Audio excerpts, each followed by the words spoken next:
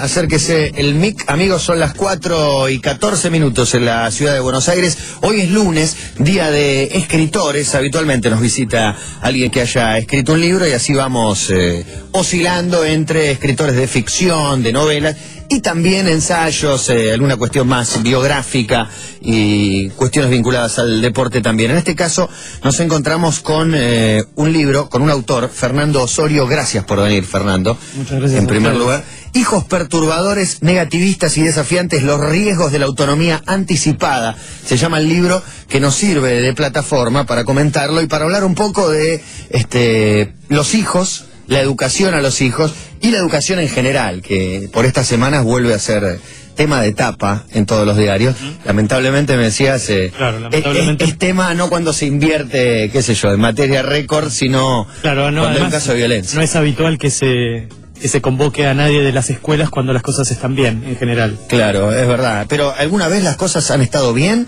o siempre hay algo por mejorar? En general las cosas están bien en la educación. En general están bien. Dentro de las escuelas las cosas están bien. ¿Qué quiere decir eso? En ¿Que general, hay un ritmo, que todos hemos ido a la escuela, cursar la educación formal? Digamos, realmente en general hay buen clima en las escuelas, se trabaja, los pibes van a la escuela, claro, los maestros van a la escuela, los directivos conducen, en fin, en general hay buen clima en las escuelas. Lo que ocurre es que por diferentes razones y por una diversidad de motivos, de repente algunas cuestiones vinculadas a la violencia social irrumpen adentro de la escuela y hacen mucho ruido. Que existe o nos muestran simplemente una parte que por ahí no es representativa de la... Vos me decís que el clima en la escuela es bueno, que por supuesto que hay violencia, pero pareciera que todos los días hay un caso de cuando hay, ¿no? Un caso de violencia. Claro, bueno, quizás lo que pasa es que yo diría que en los últimos 15 años, 20 años, ponele, es mucho más visible lo que pasa dentro de las escuelas desde esta perspectiva de este tipo de problemas que hay en las escuelas. La violencia. Son más visibles. No es que no existía la violencia. Y además porque una de las primeras cosas que suelo decir es que tenemos que diferenciar la violencia escolar, que es la violencia típica del sistema educativo, sí, de la violencia en las escuelas, que es la violencia social que irrumpe adentro de las escuelas y que no la genera el sistema educativo. Que cada vez está más presente en la vida social. Claro, ¿no? por eso digo, en general en las escuelas hay buen clima de trabajo, en general, públicas, privadas, y de repente irrumpe algo que genera una situación de caos y tiene como protagonistas a veces a los alumnos, a veces a los adultos, a los maestros, a los padres. En este caso lo que nos vincula con el libro es que, por supuesto que los alumnos son hijos también, y en algunos de los casos los padres son los que participan también de las peleas, pero el libro vos lo centraste en la relación entre los padres y los hijos. Sí, entre los adultos y los hijos, porque las conductas perturbadoras las desarrollan los hijos en la casa y en las escuelas. Ahora vos decís, irrumpe algo como si fuera inevitable, ¿no? Esto que irrumpe y termina con esa paz que está implícita, ¿no?, en un ámbito educativo. ¿Eso que irrumpe, qué es exactamente? Sí. ¿La violencia que trae el hijo de la casa o una violencia originada en la escuela? Yo creo que tu palabra es muy exacta, es inevitable, porque como se han modificado mucho las presentaciones de la violencia, los chicos han cambiado mucho su modo de vincularse con el contexto. El contexto son los padres, los amigos, los hermanos, los abuelos. Hay una realidad social que ha cambiado para los chicos y el modo en el que ellos se presentan dentro de las escuelas, de todos modos, ¿no?, es diferente. Y lo inevitable es que con estas nuevas presentaciones que tienen los chicos en general en el ámbito social, viene también una nueva presentación de la violencia que por momentos es devastadora, como por ejemplo cuando se mata a alguien o cuando hay un episodio en donde se arrasa contra la integridad física de ¿Y qué es lo que cambió exactamente que convierte a este episodio en algo cotidiano? Hay un contexto adverso en donde se desarrolla la familia, principalmente. Es decir, hay un tiempo de recuperar muchas cuestiones vinculadas a la familia, y entonces hay algo muy concreto. La escuela es algo así como la última organización intermedia que ha quedado en pie, digamos. ¿Cuáles han desaparecido? Y en general prácticamente no quedan, por ejemplo, los clubes sociales y deportivos. Eso ha desaparecido bastante. En las grandes ciudades prácticamente eso ha desaparecido. Hay menos clubes. Hay muchos menos clubes. Claro. El club social y deportivo, el del barrio, ¿no? Claro. Pero hay varias instituciones que han desaparecido. Por ejemplo, la calle, la relación con el vecino, la vereda, la bicicleta en la vereda, Yo el salir a al la... colegio, almorzaba y me iba a la calle. Claro, la calle. No tenían miedo por vos. No, ni Estaba toda la ellos tarde tenían miedo, ni yendo los y viniendo. padres, digamos. El barrio, el club, el vecino, los amigos de la calle, la bicicleta, el estar en la calle, eran también instituciones donde los chicos se socializaban. Ahora no es habitual que... Yo viajo mucho por el interior del país. Ajá. Y todavía... ¿La realidad es muy distinta a la de capital? No es muy No. distinta, pero... no es muy distinta ni respecto a la paz ni respecto a la violencia que hay. Pero lo que sí ocurre es que todavía algunos pueblos mantienen estos espacios donde los chicos pueden manejarse de otro modo. Entonces Se relacionan de distinta manera. Claro, no hay una relación de opresión y de paranoia permanente con que siempre te va a pasar algo. Ahora estas eran cosas, perdóname, que nosotros en general veíamos por la tele que pasaban en lugares como Estados Unidos, ¿no? Claro. De la agresión tan exacerbada, de que un pibe agarra un revólver y mate bullying. Sí, exacto, el bullying, que agarra un revólver y mate varias personas, y estas cosas ahora empiezan a suceder acá. Cuando la primera vez que estuve en Estados Unidos, que intenté quedarme a vivir y al final ni me volví, que fue en el 91, hace mucho, mi análisis había sido en el momento que nosotros estamos atrasados en un montón de cosas, 10, 15 años, pero en las buenas y en las malas. Y en las malas me parece son este tipo de situaciones. Y llegó el momento. ¿Y por qué llegó el momento? Más allá de este análisis que decís, bueno, no hay un club donde los chicos juegan, pierden... ¿Es solo eso o es algo más? Lo que pasa es que, bueno, cuando vos hablaste de lo inevitable, esa palabra inevitable también se combina todo este movimiento social que hay de pérdida de espacios en donde se desarrolla la vida de los chicos y de las familias.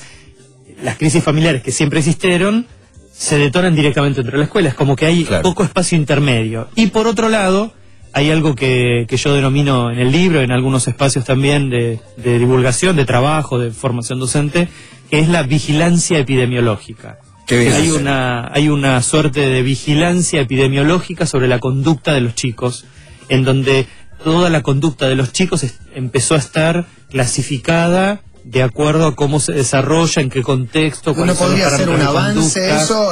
Podría ser un avance, pero no, porque en realidad... Estigmatiza, ¿cuál es el problema? Por un lado estigmatiza y por el otro lado hay una sociedad de consumo que prefiere denominar a determinadas conductas con un cierto nombre para poder darle un marco médico. Es decir, si un chico se porta mal y tiene trastornos del estado de ánimo, es habitual que lo que se diga ahora, no, que es un pibe inquieto, que se porta mal, o que se decía como en otra época, es un pibe, es un pesado, un patotero. ¿Cuál es el diagnóstico? Y ahora tiene un trastorno negativista desafiante, o tiene un trastorno bipolar infantil, y entonces se trata con tal medicación, con tal tratamiento. Por eso digo, hay una vigilancia epidemiológica. Como que hasta hace poco eso eran los diagnósticos que le daban la educación en Estados Unidos, a la que nosotros la mirábamos con mucho recelo, ¿no? No nos llegaba. El tema del bullying, por ejemplo. Sí. El nombrar las conductas de acoso escolar como bullying son parte de esta vigilancia epidemiológica, porque en realidad,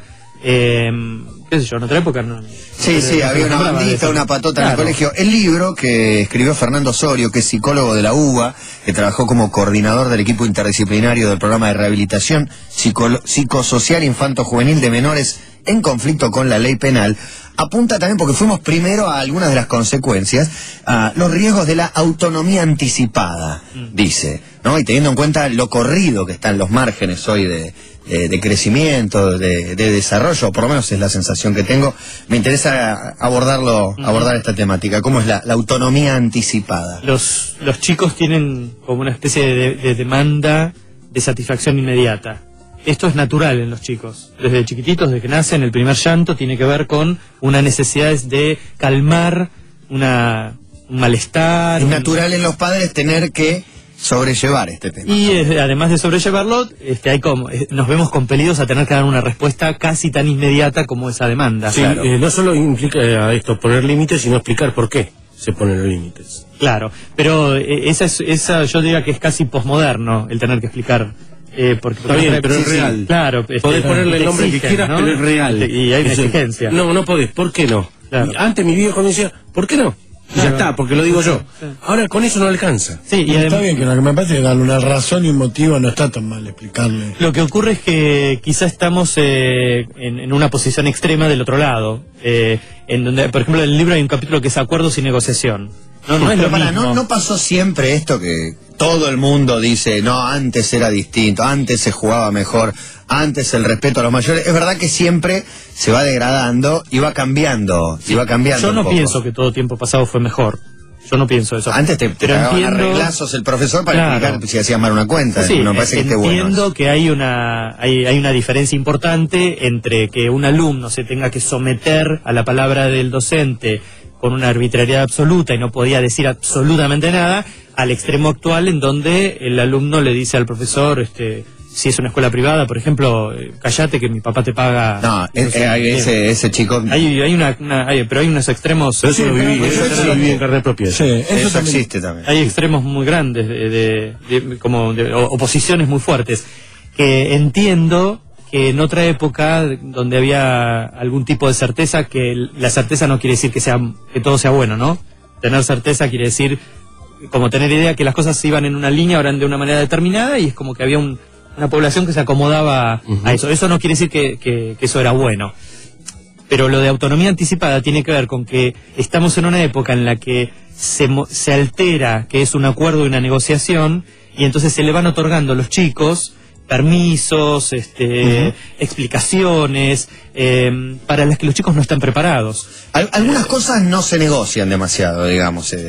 Qué sé yo, hay determinados horarios, o bañarse, o cumplir con determinados ritos. Sin embargo, pareciera que sí, que todo entra en el terreno de la negociación. Sí, pero de hecho a mi consultorio me llegan muchísimos pacientes que me vienen a preguntar cosas de lo más insólitas. Como por ejemplo, y por ejemplo, doctor o licenciado, ¿no? mi hija no se quiere bañar, ¿qué hago? No. Una patada en el culo y que se bañe. Claro, pero eso sería como... Yo le respondería Pero él eso. estudió para no decir eso. Claro. No. Pero es que hay ciertas cosas donde no hay mucho para explicar. Yo puedo hacer un simposio y llamar a 6 especialistas para explicarle por qué tenés que bañarte o lavarte los dientes antes de ir a dormir. Pero la verdad que ahí no hay espacio en la Claro, pero negociación. fíjate Te que lavas yo los dientes, frente a se terminó. esto lo que contesto es exactamente esto. ¿Por qué usted Al final, imagina mira. que un psicólogo tiene que... Digamos, ¿quién le va a decir un Si psicólogo? estuviste 6 años en la facultad, Para Macho, decir- se tiene que bañar todos los días, Claro, ¿qué va a hacer? pero Lavate los dientes. lo complejo no es que el pibe no se quiere bañar. Lo complejo es que un padre o una madre De pareja que ahí pueden negociar. crean que pueden negociar o que necesitan ir a preguntarle a otro Y ahí- lo que tienen que Ahí hacer. va mi pregunta respecto a la negociación con un chico y los premios. Ajá. Cambio premio porque haga lo que yo quiera. sí, premio o castigo, ¿no? Claro. Sí, premio o castigo. Lo que eso ¿Qué genera el premio? Y mirá, Es como casi como tratarlo como un chico, como un animal que se sienta, te doy un caramelo. Sí, la negociación genera conductas mercantilistas. Sí. Exacto. Es decir, vos lo que haces es un buen comerciante, no un hijo. Porque lo que haces es aprender a negociar con vos. Pero Y déjame además creer rapidísimo. que además- algunas están buenas, digamos, las que son a mediano o largo plazo. con- Aprobas todas las materias.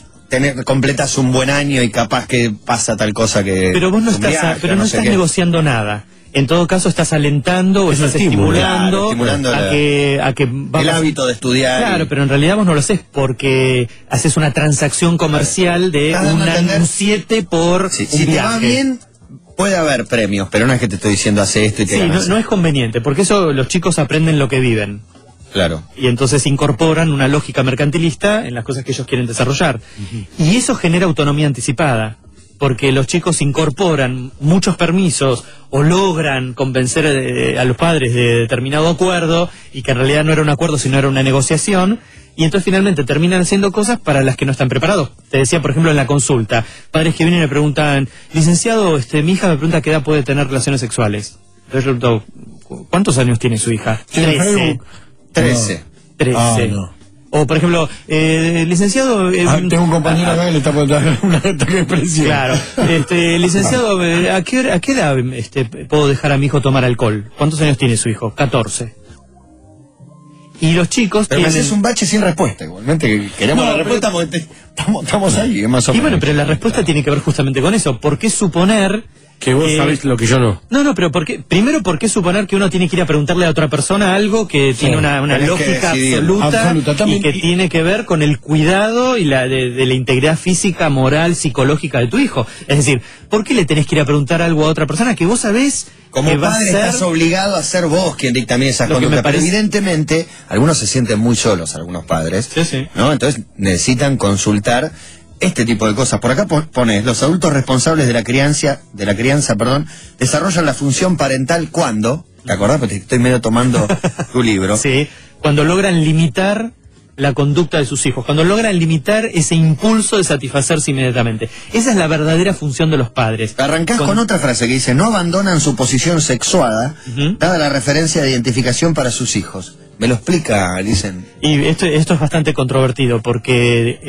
El padre abandone su posición los sexuada. padres, los ¿qué padres en quiere decir? general, por ejemplo, los hijos necesitan en un momento determinado un referente de identidad para construir su propia identidad, su Sí. propia conducta, su personalidad y también su sexualidad. Sí, Y esa referencia va a ser el responsable de la crianza. Claro. Con lo cual, para varones y para nenas, la referencia sexuada de sus padres también es importante. Esto lo digo en el libro porque hay muchos padres que al transformarse en padre o madres, pierden su sexualidad, pierden el erotismo, pierden la relación con la pareja, son solo madres, que es la típica madre que lustra al hijo, ¿no?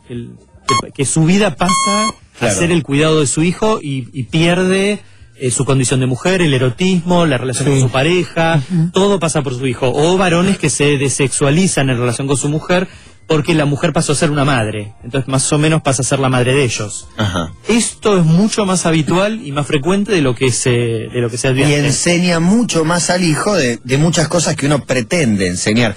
En general los chicos copian mucho. Los hijos aprenden de lo visto y lo oído, Claro. mucho más que del sermón, de lo que uno intenta decirles o de lo que uno intenta transmitirles. Ellos aprenden de lo visto y lo oído, con lo cual para una nena, advertir, una puber, por ejemplo, que entre 10 y 12 años, Sí. que se está transformando en mujer, ver que su mamá dejó de ser una mujer y es solo madre, Un poco fuerte, dejó de ser una mujer. y claro, porque se ocupa solamente Sí, pero no del es cuidado de la sexuada. Claro, está deserotizada en la relación con los hombres, con su marido, y la representación que tiene esa nena es que no está tan bueno transformarse en madre, porque mirá en lo que se transforma. Como Claro. pierde una parte de su vida muy importante. De todos modos, estás atacando algo que pasa mucho y hace muchos años, ¿no? O sea, Claro que sí. creo que de algún modo... Por eso me parece que todos estos elementos en un contexto determinado son parte de las cosas habituales que le ocurren a una familia, que le ocurren a los chicos, a los padres. Es el punto complejo de la familia, del estallido familiar, donde hay poco contexto para poder desarrollar los problemas que tienen los chicos, y entonces por eso a veces irrumpen de una manera muy desordenada los conflictos dentro de la escuela. Entonces los padres aparecen adentro de la escuela preguntándole a la maestra lo que tienen que hacer con su hijo. Por ejemplo, una escena típica del nivel inicial de jardín de infantes. Por ejemplo, di una charla en Santa Cruz, ¿no? Mucho frío. Y una maestra me cuenta, viene la mamá arrastrando a su hijito de 4 años, llega a la puerta del colegio, ¿no? Casi en medio de la nieve, y le dice, sin zapatillas, sin campera, ¿no? No se quiso poner la campera, no se quiso poner la zapatilla, ¿no? Y le entrega a la maestra, la nena o el nene, y la maestra lo primero le dice es, ¿pero qué? ¿Vos le preguntás a tu hijo si se quiere poner la campera? No, ponete Claro, la esto, campera. no te pregunto nada, pero bueno, es mucho más habitual de lo que, Claro, se me gusta la supone. construcción aparte que, Esto, ¿no? que hacías esto de cómo construís la personalidad del chico, que en un momento falta, ese es otro capítulo, destruirla, necesita matar a su padre, Por ejemplo, de algún más modo, adelante, y más destruirlo, adelante. claro, para formar su propia personalidad. Pero estamos con Fernando Osorio, psicólogo de la UBA, escribió un libro acerca de los riesgos de la autonomía anticipada, hijos perturbadores, negativistas, desafiantes. Hay conflictos en la educación, hay bullying y hay mucha relación entre padres e hijos. Vamos a cortar, a hacer una tanda. Después hay, me gustan los nombres de los capítulos: acuerdos, no negociación, dice uno, los ciberacosadores, la era de la medicalización, que le entramos recién un poquitito, la deseducación, dice por acá entre algunos de los títulos.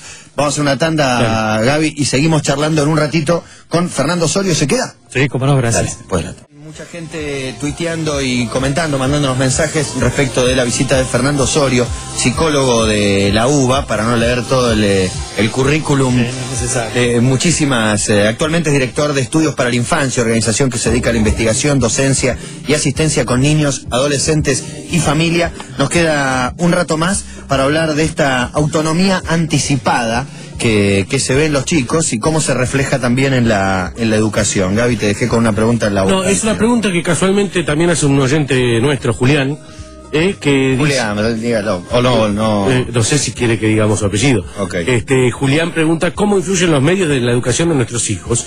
La radio, yo creo que más que nada la televisión y hoy por hoy Internet, ¿no? Ese constante ataque de consumo, también de cosas que uno no aprueba, pero que no puede prohibirles. Algunos programas, a ver, me voy a... Uno podría limitar yo no puedo prohibir. La cantidad de horas, uno podría limitar, yo ahí realmente es donde tengo más problemas, pero también el contenido de lo que ven, a veces. Se te escapa un poco de la... Lo que pasa es que yo entiendo cuando los padres dicen no le puedo decir que no, ¿no? O no puedo prohibir absolutamente. O me cuesta hacerlo, hay algunas cosas, hay algunos contenidos que hay que prohibir. No y no, punto. Se terminó y no hay ninguna discusión. Hagámosla corta porque la pornografía, hay algunas cosas que para un chico... No estoy hablando de los extremos. Pero no estoy hablando de los extremos. Estoy hablando, por ejemplo, de en torno a la pregunta que aparecía acá, que era ¿cuál es la influencia que pueden tener los medios? ¿No?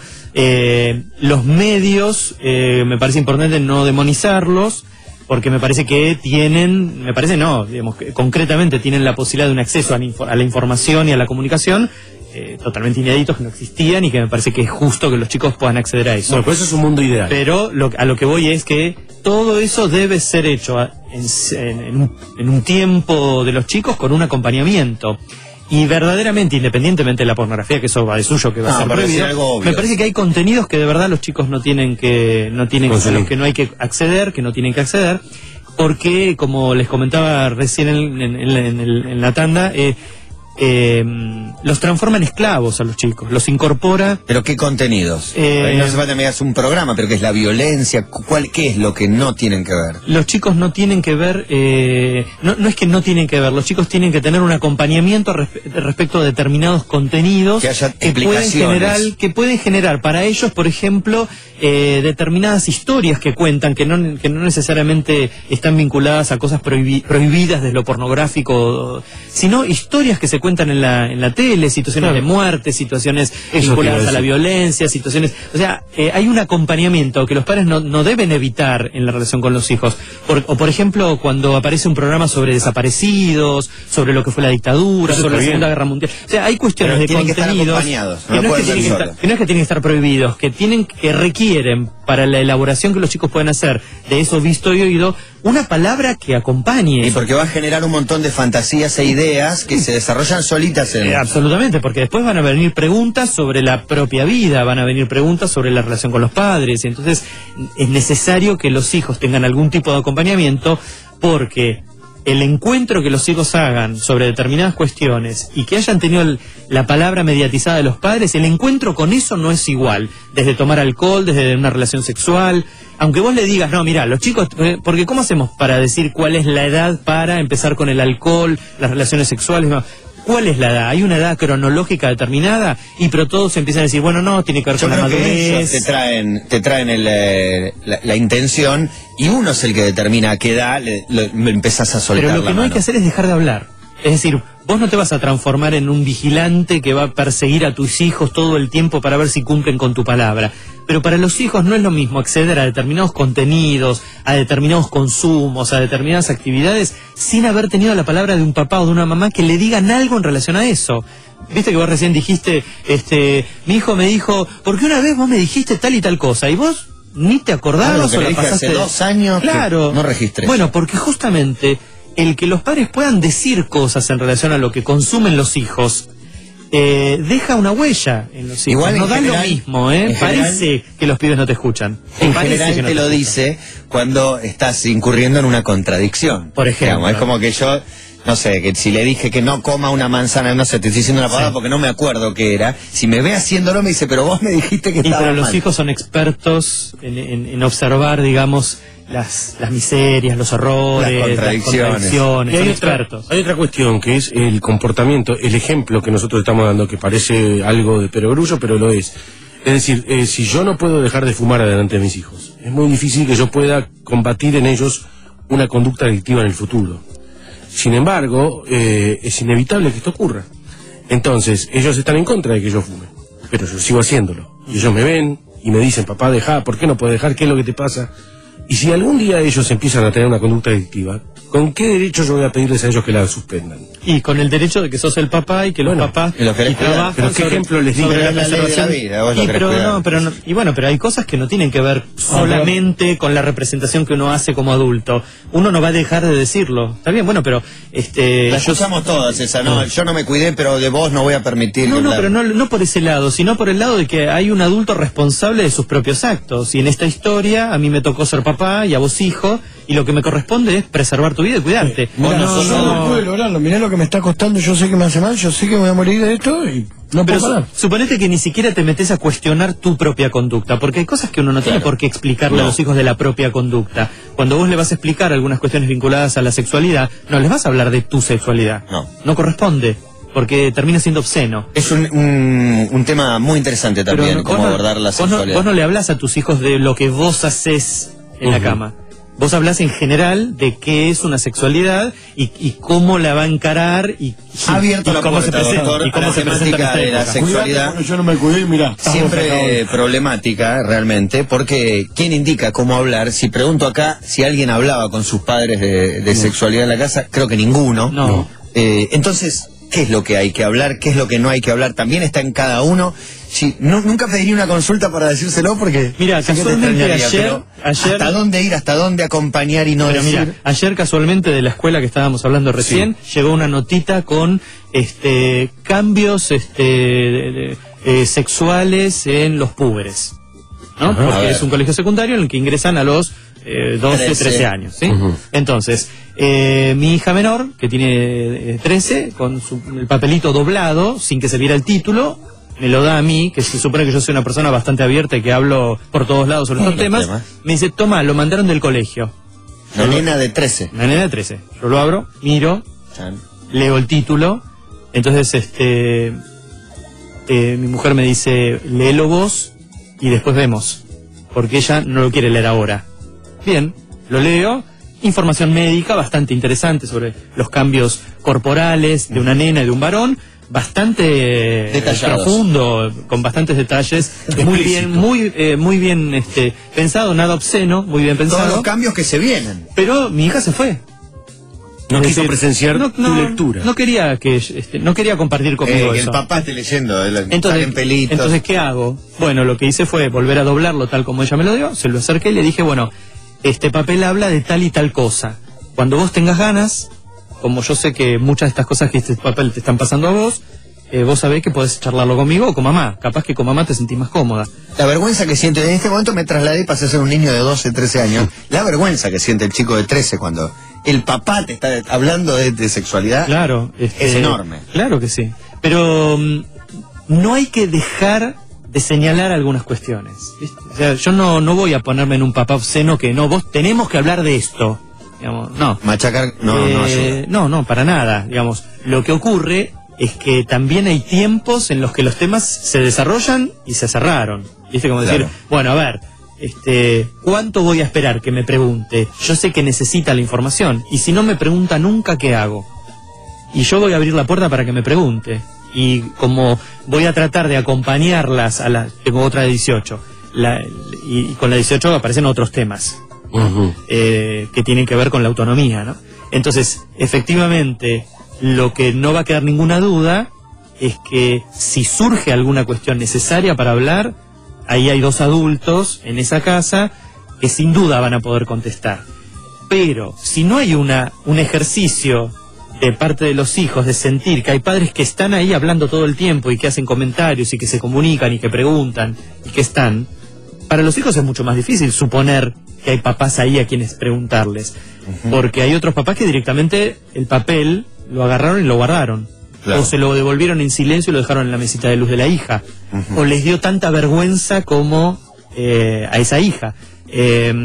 El punto de la comunicación o de la falta de comunicación también es otro elemento que genera mucha tensión entre padres e hijos, mucha tensión entre maestros y alumnos, mucha tensión entre padres y maestros, ¿no?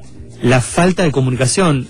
Y la comunicación no es solamente que uno hable y que el otro conteste, porque en la relación entre padres e hijos, la comunicación en algunos casos es unidireccional. Sí, es Y la es- línea que alguien y le es baja al hijo. Padres que dicen cosas respecto a los temas, ¿no? Mi hija mayor el año pasado se sentó a ver un programa sobre 18 tiene desaparecidos. la hija Ahora mayor. 17 el año pasado. Y yo tenía la sensación de que me tenía que sentar con ella para explicarle un montón de cosas que el programa no iba a explicar, porque era una Están ficción, sobreentendidas aparte. que son sobreentendidas. Y la sensación que tuve fue que yo no tuve que hablar más de la cuenta, porque la sensación que tuve fue que solo sentándome ahí al lado de ella, la habilité a que me preguntara cosas.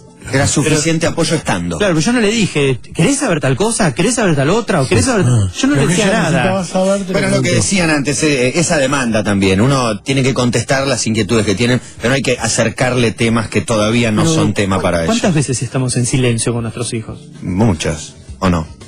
¿No? Pensá, ¿Poquitas? en silencio. Ah, silencio difícil. Esperando que no, ellos... pensé que juntos, decía, pero... Juntos puede ser, No, en silencio. En silencio. Que ninguno habla. que ninguno habla. Y Jugando una esperarlos. consola de juego, una... Y esperarlos. ¿Viste? Como esperarlos. Sí, esa ansiedad, manejar la ansiedad. Es la única manera de conocerlos. Si nosotros siempre tenemos un cuestionario, ¿viste? El pibe se acerca y te dice algo, te hace un comentario. Uno quiere como aprovechar el Y momento en el vas que a empezar estamos. a decirle, Le saco los ¿te tres lavaste los temas dientes? ¿Te fundamentales. bañaste? ¿Te sacaste los piojos? ¿Por qué fuiste con esa ropa al colegio? ¿Hiciste tal cosa? ¿Hiciste tal otra? Y por ahí ellos se acercaron para decirte algo. Sí. Y vos anulaste esa comunicación con el cuestionario. Por eso yo siempre cuento el ejemplo de mi hija menor, que es la más activa en este sentido. Ella inventó un juego que se llama ¿Qué es de tu vida? Porque surge un día que ella me demanda que ella también quiere participar de todas mis actividades, digamos. Siempre estoy ocupado o con pacientes o dando charlas o viajando. ¿Y ella cuándo? Claro. Entonces nos fuimos a tomar algo y ella arrancó diciendo, Chepa, ¿qué es de tu vida? Te mató. Pero eso apareció porque hubo un silencio. Y la mejor manera de conocer a nuestros hijos es saber quiénes son, qué les pasa. ¿Quiénes son nuestros hijos? Sí, no son lo que uno quiere que sean, son individuos, tienen su propio camino. Por acá hay un tema, hablas de adolescentes tardíos. Vos sabés que hay como una contradicción, pero por un lado siento que está corrido, a veces parece que los de 11 ya son adolescentes y a veces parece que los de 20 son adolescentes. Y los de 40. Está corrido, sí, también. Pero es lo mismo, porque la ¿Para qué lado se corrió? autonomía anticipada, Sí. el que los chicos accedan a cosas para las que no deben acceder tan pronto, genera después momentos en los que finalmente los chicos no incorporan nunca esos recursos de autonomía real. Entonces, por ejemplo, me llega un paciente a la consulta y se dice, no, pues yo soy un pibe que le gusta tal o cual cosa. Entonces yo vuelvo a mirar la historia, la ficha, digo, perdona, no, pues acá se equivocaron y me pusieron mal tu edad. 48. ¿Cuántos me puse. años? No, porque acá dice 28, pero... Sí, 28. ¿Entendés? O sea, hay como un desfasaje vinculado justamente a esa autonomía anticipada. Genera adolescentes tardíos, inmaduros, que por ejemplo una gran excusa de los adolescentes tardíos es la falta de una elección vocacional, ¿no? La desorientación vocacional, por ejemplo. Ajá. No saben qué elegir, porque al no saber qué elegir lo que encubre es que en realidad no pueden separarse de los padres, no pueden irse de la casa, no pueden imaginar una vida autónoma, propia. Hacerse cargo de sus cosas. Hacerse cargo de sus cosas, ¿no? No estoy generalizando que a todos les pasa lo mismo. No, Digo, está bien. en muchos casos la desorientación vocacional no es más que una manera de encubrir la imposibilidad de separarse, de armarse, de salir adelante, de elegir algo que implica un desprendimiento de la relación con los padres, Claro. un imaginarse el futuro, ¿no? Eso pasa mucho de eso. Es Fernando Osorio quien está acá de invitado con nosotros. Arrancamos hablando de los límites. Sobre el final, por acá hay un capítulo que dice niños imponiendo límites, que es un poco lo que hablamos en el arranque de lo que hay que combatir, ¿no? A veces hay un porqué, a veces hay una explicación y a veces no. A veces es simplemente... Pero sucede esto como fenómeno, que los chicos son los que imponen los límites. Lo que pasa es que además esto también está vinculado al comentario anterior respecto de qué valor tienen los medios en la influencia sobre la conducta de los chicos, y justamente desde los medios se los invita a los chicos a ejercer un poder y una autoridad sobre los padres que termina imponiéndoles a los padres cómo debe desarrollarse la crianza, qué objetos son los que les tienen que dar, por qué tienen que acceder a determinadas acciones. O sea que terminan los chicos imponiendo una agenda, un límite, y ahí realmente hay una suerte de confusión de roles bastante importante. Los medios deseducan también, y hay una necesidad de deseducar. Esta vigilancia epidemiológica necesita hijos y alumnos deseducados, porque la deseducación imbeciliza a la población. Por acá dice, soy profesora de historia de todos los niveles, tengo 2 anécdotas importantes. Chico que putea a una profesora, déjese de joder, si igual no aprueba la materia, se llama a la madre, se le comenta la situación, y esta dice, ¿y qué quieres que haga? ¿Qué querés que haga? Si yo no puedo controlarle, hacelo vos, le dice a la docente, cuya respuesta fue, si no me banco esa contestación de mi hijo en mi casa, ¿por qué debo bancármela de tu hijo? Si no nos ponemos firmes ahora que estamos a tiempo, en 4 o 5 años no lloraremos una desgracia, está redactado raro.